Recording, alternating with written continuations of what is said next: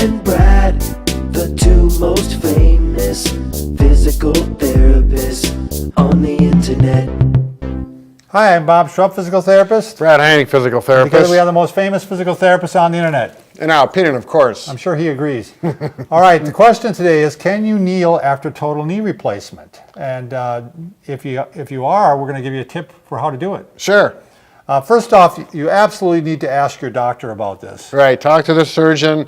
Find out what they are. They're the ones that are in there. They've done the mechanical replacements of your knee, and they know the ins and outs of it. So and what it can tolerate. Yep. Because see, what happens with some of the knee replacements, they replace the surface of this part of this bone and the surface of this bone, but I also took the kneecap off here, and Lonnie, I don't know, am I too close or too far away, or just so you can kind of see it here.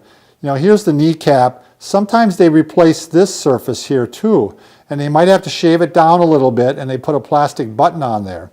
And when they do that, they're making this thinner. Mm-hmm. And it may not be that strong the way it is. Right. So if you're kneeling, you definitely don't want to put pressure through that kneecap or patella. Right. You could crack it. Sure. So, and that's why you need to know, because sometimes they don't replace that. Right. And you need to ask your doctor. Right. So then if he didn't replace it and you're worried about kneeling on the knee, the way to kneel on it is that you want to kneel, put pressure on.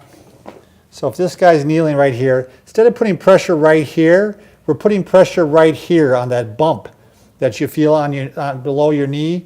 That's from there and towards the foot. That's where you want to put the pressure. Right on that big shin bone. It's a good solid bone, and a lot of times I think people are kneeling on that without even realizing it.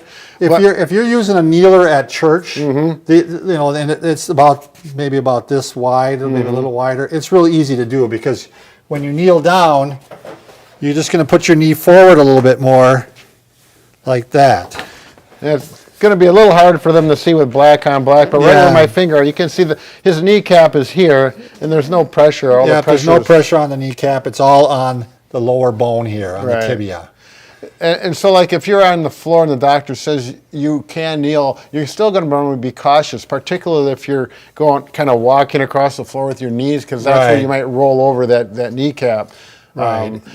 Ideally, you're going to want a nice, pretty firm foam pad if you're going to kneel down. Yeah.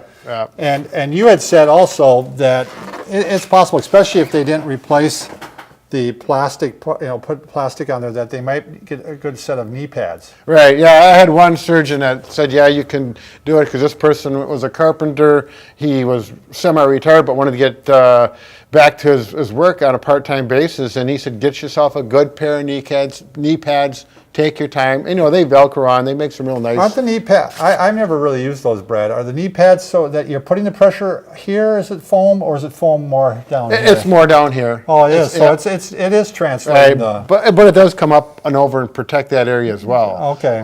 And there's a variety of them, and it's like anything. The more you pay, the better they are. Typically, the more they'll last and that kind of thing. The longer.